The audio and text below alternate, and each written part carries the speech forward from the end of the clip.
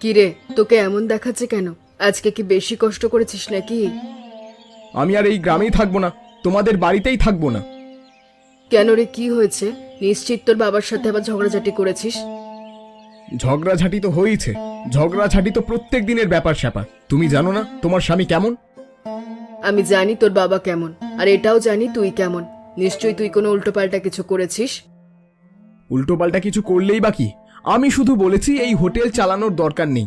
তুমি বলো মা, এই মাটির হোটেলের রান্না এখন আর মানায়? সেই ছোটবেলা থেকে তোকে বড় করেছি এই মাটির হোটেলে রান্না বান্না করে, আর তুই এখন বড় হয়ে এসব কথা বলছিস? বলবো না তো কি করবো মা? শহরের মানুষ কত বড় বড় হোটেল বানায় তুমি জানো? আমি তোমাদেরকে বলছি চলো শহরে। চুপ কর তুই, এবার একটু বেশি বেশি হয়ে যাচ্ছে। আমরা তোকে বলেছি আমরা শহরে যাব না, কোনোভাবেই না। কিন্তু কেন মা? শহরে গেলে কি এমন হবে? শহরে গেলে আমরা ভালো খেতে পারবো, ভালো জায়গায় থাকতে পারবো, বেশি টাকা উপার্জন করতে পারবো। এই হোটেল হলো আমাদের অহংকার। সারা গ্রামের লোকজন আমাদের হোটেলের রান্নার কত প্রশংসা করে। করলে করুক, তোমরা যদি যেতে চাও তাহলে যাবে, না যেতে চাইলে যাওয়ার দরকার নেই, আমি একাই যাব। তুই এখানে এভাবে দাঁড়িয়ে আছিস যে? আরে ব্যাগপত্র নিয়ে কোথায় যাচ্ছিস?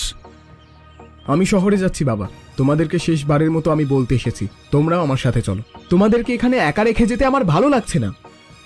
তুই শহরে যাচ্ছিস, কিন্তু কার কাছে জিজ্ঞেস করে যাচ্ছিস? আমাদের অনুমতি নিয়েছিস?